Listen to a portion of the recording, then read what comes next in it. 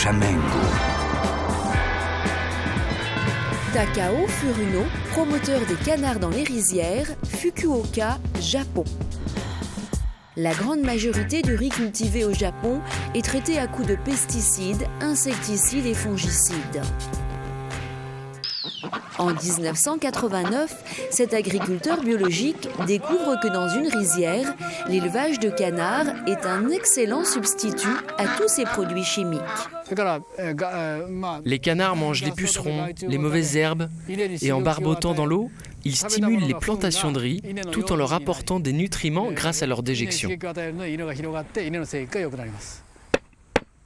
Pour éviter qu'ils soient attaqués par des chiens errants, des renards ou des corbeaux, Takao installe tous les ans en été une clôture électrique autour et au-dessus de ses 7 hectares de rizières avant de relâcher ses canards et leurs petits.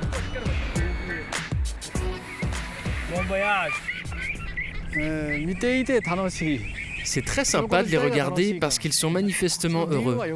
Regardez, ils nagent, ils mangent et ils s'ébattent librement dans cette rizière. Ça n'a rien à voir avec l'élevage intensif en batterie. Et moi, ça me rend heureux de faire ce métier.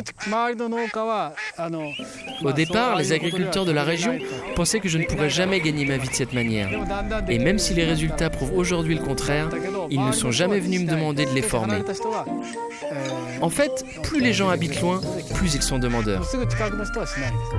Des étudiants, des chercheurs, des agriculteurs viennent de plus en plus nombreux du monde entier suivre gratuitement l'enseignement de ce docteur en agronomie. C'est clair que ça demande plus de travail. Ça coûte plus cher parce que je fais du riz et du canard.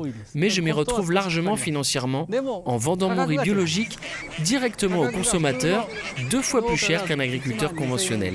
Sans parler des revenus générés par la vente des canards. Alors, prêt à découvrir le pouvoir des canards qui améliore mieux que quiconque la rentabilité des rizières ? Chamengo.